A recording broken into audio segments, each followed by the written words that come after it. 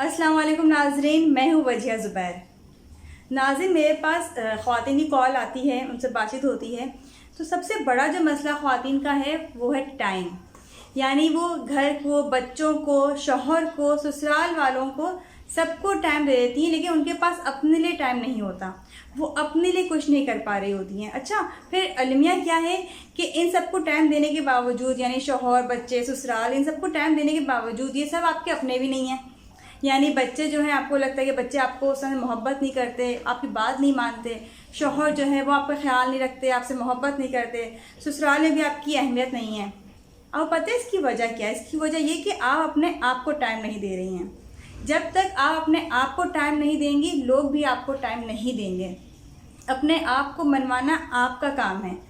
जब तक आप अपने आप को मनवाएंगी नहीं, आप बताएंगी नहीं कि भाई मैं भी कुछ हूँ, मेरी भी एक ज़ात है, मैं भी एक ज़ात हूँ, मेरी भी एक अहमियत है घर में। जब तक आप इस बात को नहीं समझेंगी और दूसरों को नहीं समझाएंगी, आपकी इम्पोर्टेंस नहीं होगी। अरे समझाने से मुराद ये नहीं कि आप पकड़ पकड़ बताएं कि भाई मैं भी इस घर का फ़र्द हूँ, मुझे भी अहमियत दो। नहीं, अपने आप को आप टाइम दें, अपने स्किल्स पे आप काम करें। देखें आपकी अहमियत किस तरह से आपके घर में बढ़ती है। अच्छा, ये कुछ मुश्किल भी नहीं है। ख़वातीन को लगता है कि नहीं भाई, घर के काम करने के बाद और बच्चों को टाइम देने के बाद हमारे पास टाइम नहीं होता है। देखिए, इंसान जो करना चाहता है वो करता है। अब ख़वातीन इतनी मसरूफियात के बावजूद भी शॉपिंग के लिए भी निकलती हैं, अपने वो काम जो उन्हें करने होते हैं वो करती हैं, फ़ोन पर किसी से बात करनी होती है वो भी करती हैं, व्हाट्सएप पे जो ग्रुप्स ज्वाइन किए होते हैं उनको भी आंसर कर रही होती हैं, रिस्पांस दे रही होती हैं। जो काम वो करना चाहती हैं वो करती हैं, ड्रामा भी देखती हैं, सब करती हैं। लेकिन वही बात है कि जिस चीज़ को हम फोकस नहीं करते हैं, जिस चीज़ की अहमियत को नहीं समझते हैं और ये नहीं समझते ये काम हमें क्यों करना है, ये क्यों ज़रूरी है हमारे लिए, या ये काम क्यों ज़रूरी है हमारे लिए, हम नहीं कर पाते हैं वो काम। और फिर नतीजा क्या होता है कि हम जो है कुछ नज़र ही नहीं आते लोगों को। लोग जो हैं वो हमसे किताबें ख़रीदते हैं और बहुत शौक़ से लेते हैं कि हम पढ़ेंगे आपकी किताबें, लेकिन जब मैं बाद में उनसे मेरी बात होती है और मैं पूछती हूँ किताब कितनी पढ़ी है आपने, तो किताब नहीं पढ़ी होती उन्होंने, क्योंकि वो कहते हैं टाइम ही नहीं होता हमारे पास कि हम किताबें पढ़ें। ऐसी काउंसलिंग्स का भी होता है। जब ख़वातीन मुझसे कॉलेज बात करती हैं तो वो पूरी इस बात के तैयार होती है कि नहीं मैं काउंसलिंग करवाना चाहती हूँ, अपने लिए भी, अपने बच्चों के लिए भी। लेकिन फिर अगला सवाल ये होता है कि आपके काउंसलिंग का पीरियड कितना होगा, आप कितने टाइम तक होगा और क्या टाइम आप लेंगी। फिर वो कहते हैं कि हाँ बस टाइम ही नहीं कि हम काउंसलिंग करवाएं। तो देखें ना, अगर आप काउंसलिंग के लिए टाइम नहीं है, किताबें पढ़ने के लिए टाइम नहीं है, अपने लिए टाइम नहीं है आपके पास, तो आप कैसे कुछ अच्छा कर सकती हैं। असल में हमारे पास एग्जाम्पल्स होती है उन लोगों की जो कुछ नहीं कर पा रहे होते हैं। हम कहते हैं भाई वो फला भी तो है, वो भी तो नहीं कर पा रहा है, तो मैं कैसे कर सकती हूँ। उसके तो 2 बच्चे हैं, वो नहीं कुछ कर पा रही है, मेरे तो 4 बच्चे, मैं कैसे कर लूँगी। वो तो अलग रह रही है, फिर भी वो अपने आप को टाइम दे पा रही है, अपने स्किल्स पे काम नहीं कर पा रही है, वही जो रूटीन की ज़िंदगी है वही गुजार रही है। मेरे साथ तो जॉइंट फैमिली है, बच्चे हैं, मैं कैसे कर लूँगी। तो देखें नाज़रीन, यहाँ पे वो एग्जाम्पल्स भी हैं, उन ख़वातीन की भी एग्जाम्पल्स हैं जिन्होंने काम किए हैं। मैं आज आपके साथ 2 एग्जाम्पल शेयर करूँगी, एक कराची की है और एक गाँव की है। नाज़रीन, जो पहली एग्जाम्पल है कराची की, वो मेरी अपनी खाला की एग्जाम्पल है। डॉक्टर हैं माशाल्लाह, वो गायनोलॉजिस्ट हैं, लेकिन डॉक्टर होने के बावजूद उन्होंने घर को पूरा टाइम दिया, उन्होंने अपने आप को पूरा टाइम दिया। माशाल्लाह किताबें वगैरह पढ़ती हैं वो, माशाल्लाह किताबें वगैरह पढ़ती हैं अपनी फील्ड के हवाले से। आपको पता है डॉक्टर्स की जो लाइफ है वो सिर्फ और सिर्फ जो है वो अपनी उनकी स्टडीज़ जो है वहीं तक नहीं रुक जाती हैं, बाद में चलती रहती हैं। उसके साथ साथ उन्होंने अपने ससुराल को भी पूरा टाइम दिया। एक लंबा अरसा वो जॉइंट फैमिली में रहीं और सास जो थी वो उनसे बहुत ज़्यादा मोहब्बत करती थी। जब उनकी सास का इंतकाल हो रहा था, यानी कि बिल्कुल आखिरी लम्हात थे, तब भी वो उन्हीं को याद कर रही थी, लेकिन उसको वो ड्यूटी पर थी और उनकी सास का कहना ये था बस सौलिहा को मेरे पास बुला दो। तो इतनी मोहब्बत करती थी वो मेरी खाला से। हालांकि आप देखें ना, जो जॉब करने वाली ख़वातीन होती हैं तो वो 9 बजे 3 बजे तक तो वो अपने ऑफिस में होती थी, अपने क्लिनिक में होती थी। उसके बाद फिर जाहिर सी बात है घर में टाइम देने का टाइम कम बचता है, लेकिन हम बात करते हैं क्वालिटी टाइम की। तो उन्होंने वही टाइम दिया अपने ससुराल वालों को। जेठानी उनकी बेहतरीन दोस्त हैं, देवरानी जो है वो हर काम उनसे पूछ के करती हैं। यानी एक बड़ा अच्छा उनके घर में सेटअप बना हुआ है जॉब करने के बावजूद। एक बेटा है, अपने बेटे की इतनी बेहतरीन परवरिश की उन्होंने माशाल्लाह माशाल्लाह से कि वो हर एक की मुश्किल में साथ खड़ा होता है, हर एक के काम करने के लिए साथ खड़ा होता है। जैसे आपको मालूम है कि हम जो है सिर्फ 3 बहनें हैं, तो हादिया और हरमीन को खालाओं का प्यार तो मिल गया, और जो लड़कियां होती हैं वो खालाओं से करीब भी बहुत होती हैं, बहुत सारी बातें डिस्कस करी होती हैं अपनी खालाओं से।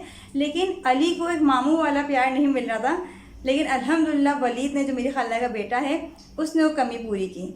अली एक फ़ोन करता है मामू को, मामू जान मुझे आपके पास आना है, वो कहीं भी होता है उसको लेने के लिए आ जाता है। हालांकि छोटा है, अभी 24 साल का, पढ़ रहा है वो, ऐसा नहीं बिल्कुल फ्री है, पढ़ भी रहा है, साथ में जॉब भी कर रहा है, लेकिन वो फिर भी अली को टाइम दे रहा होता है। मुझे कोई काम होता है फ़ोन मेरी बात मानता है, फ़ोन मेरा काम कर देता है।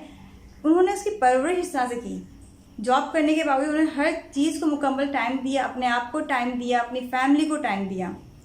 अच्छा, ऐसी दूसरी एग्जांपल हमारे पास है हिना मुश्ताक की, बहुत अच्छी हमारी कॉलर हैं। वो गांव से उनका ताल्लुक़ है, जॉइंट फैमिली में रहती हैं, 2 बच्चे हैं उनके, घर के काम भी सारे खुद कर रही होती हैं। वो पता है गांव है, गांव में तो मासियों का चक्कर नहीं होता है, सारे काम खुद करने होते हैं। माशाल्लाह सारे काम वो खुद कर रही होती हैं, दावतें खुद कर रही होती हैं, लेकिन इसके साथ साथ वो मैथ्स में MSc कर रही हैं। मतलब आम तौर पे देखें तो जो लड़कियां शादीशुदा नहीं होती हैं उनके लिए भी बहुत मुश्किल हो जाता है मैथ्स में MSc करना। वो माशाल्लाह सारी जिम्मेदारियाँ पूरी करती हुई मैथ्स में MSc कर रही हैं, तो कितनी बड़ी बात है ये। क्यों? क्योंकि उन्हें पता है कि ये मैं करूँगी तो इसका मुझे क्या फ़ायदा है और ये क्यों करना ज़रूरी है मेरे लिए। असल में ख्वातीन अपने आप को अंडरस्टिमेट कर रही होती हैं, धोखे में रख रही होती हैं कि हम कर ही नहीं सकते, हमसे ये काम हो ही नहीं सकते, टाइम ही नहीं है हमारे पास। आप देखें ना, मैंने आपको इस दोनों ख्वातीन की एग्जांपल्स दी है, इस तरह बहुत सारी एग्जांपल्स हमारे पास हैं उन ख्वातीन की जो काम कर रही होती हैं, यानी घर को भी देख रही होती हैं, ऑफिस को भी देख रही होती हैं। बहुत सी जो है मदर्स वो सिंगल पेरेंट हैं, तो वो कहती हैं कि हम क्या करें, हमें दोनों जिम्मेदारियाँ पूरी करनी होती हैं। आप यकीन करें हमारे पास सिंगल पेरेंट्स की भी एग्जाम्पल्स हैं जो बच्चों की बहुत अच्छी परवरिश भी कर रही हैं, साथ में वो जॉब भी कर रही हैं और घर को भी टाइम दे रही हैं। तो उम्मीद है कि इन बातों से आप इस बात को समझे होंगे कि अपने आप को टाइम देना कितना ज़रूरी है, अपने आप के लिए टाइम निकालना कितना ज़रूरी है। अगर आज आप मेरे टाइम नहीं निकालेंगे तो कोई भी आपको टाइम नहीं देगा। आप जिस तरह आज जी रही हैं ऐसी ज़िंदगी गुजारेंगी, बच्चों के काम करती रहेंगी, शौहर काम करती रहेंगी और आखिरी दम तक ये करती रहेंगी। आप अपने लिए कुछ कर नहीं सकेंगी। देखिए, शौहर का काम करना, बच्चों का काम करना अच्छी बात है, लेकिन इसके साथ साथ अगर आप अपने ऊपर तवज्जो देंगी, अपने आप को टाइम देंगी, अपने स्किल्स पे काम करेंगी, तो आप यकीन करेंगे आपके शौहर, आपके ससुराल वाले, आपके बच्चे आपको और ज़्यादा मोहब्बत और ज़्यादा अहमियत देंगे।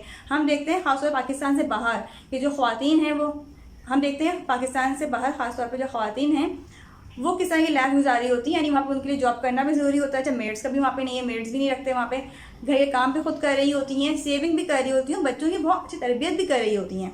जब वो अपनी चीज़ों को ऑर्गेनाइज़ कर सकती हैं तो हम क्यों नहीं कर सकते हैं। लाइफ को कैसे ऑर्गेनाइज़ करें, मैंने पहले बताया था कि इस पर ज़ुबैर काम कर रहे हैं और बहुत जल्द एक बड़ी ज़बरदस्त चीज़ आपके सामने आएगी जिसके ज़रिए या जिसकी मदद से आप अपनी लाइफ को बहुत ऑर्गेनाइज़ कर सकते हैं। लेकिन अभी मैं आपको इतना ज़रूर बताऊँगी कि आप लोग टू डू लिस्ट बनाइए। सुबह उठने से पहले, सुबह उठने के बाद, फौरी तौर पे या सोने से पहले टू डू लिस्ट बनाइए कि मुझे क्या काम करने हैं, कल मैं सोकर उठूँगी तो मुझे क्या क्या काम करने हैं। टू डू लिस्ट आपके सामने होगी तो आपको मालूम होगा कि कितने टाइम में मुझे क्या काम कर लेना है और कौन टाइम मुझे अपने लिए रखना है। शुरू में हो सकता है 1 दफ़ा, 2 दफ़ा, 3 दफ़ा आप उसको साथ से फॉलो ना कर सकें, लेकिन एक वक्त वो भी आएगा कि आप 100% अपनी टू लिस्ट को फॉलो करेंगी। लेकिन शर्त ये कि आप रोज़ाना टू लिस्ट बनाइए, उसको फॉलो करने की कोशिश कीजिए। उम्मीद है कि आपको आज की वीडियो पसंद आई होगी। कमेंट्स में ज़रूर बताइएगा और अपनी टू लिस्ट भी हमसे शेयर कीजिएगा अगर आप करना चाहें तो। बहुत बहुत शुक्रिया। अल्लाह हाफ़िज़।